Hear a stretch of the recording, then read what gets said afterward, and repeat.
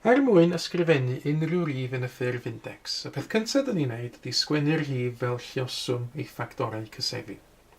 Felly, enghraifft ar gyfer 360, i ysgrifennu hwn fel lluoswm ei ffactorau cysefu'n, mae'r un gyntaf ffurfio coeden ffactorau ar gyfer 360. Nawr, be lluosi be sydd yn gwneud 360? Wel, un par fyddai'n gweithio fersau 36 efo 10. Mae 36 lluosi 10 yn 360. Dydy hein ddim yn rifau cysefu, felly dwi'n parhau i hollti. Mae 36 yn 6 lluosi 6, a mae 10 yn 2 lluosi 5. Nawr mae 2 a 5 yn rifau cysefu, felly dyn ni'n cylchu'r hein, ond fyddai hollti 6 yn bellach fel 2 lluosi 3. 2 a 3 yn rifau cysefu, felly cylchoedd yn fan hyn, a rwan dyn ni wedi gorffan ffurfio'r goeden ffactorau. Ac felly, fel lluoswm ei ffactorau cysefu'n, beth yw 360? Wel, dyn ni'n ystyried y rhifau yma rwan mewn cylchoedd, ac arfer dda sgwennu nhw o'r lleiaf i'r mwyaf.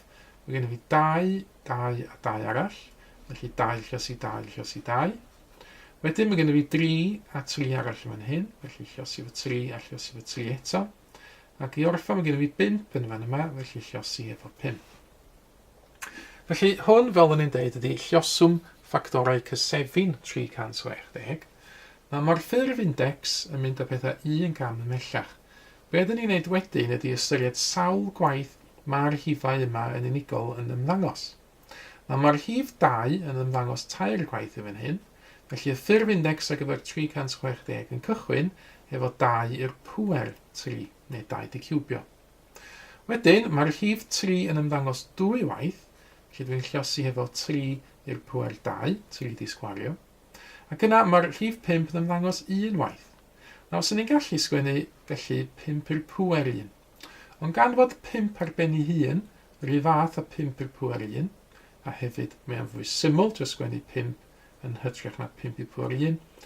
Yr convention ydy, beth ni'n neud fel arfer, ydy jyst gadael y 5 ar ben ei hun a pheidio sgwennu 5 i'r pŵer 1.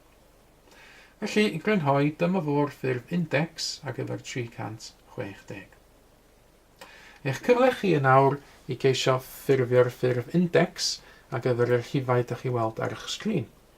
Rhowch gynnig ar ei estynwch, pensil a phapur allan, ac yna pan ydych chi wedi reid tro ar yni gewch chi gymharu'ch atebion chi efo'r atebion cywir sydd yn nawr yn cael ei dangos ar y sgrin.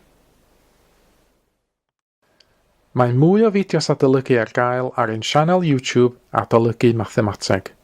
Am y newyddion diweddaraf neu holi cwestiwn, dilynwch ein cyfrif trydar @mathemateg. Neu ewch i'n gwefan www.mathemateg.com am fwy o adnoddau adolygu.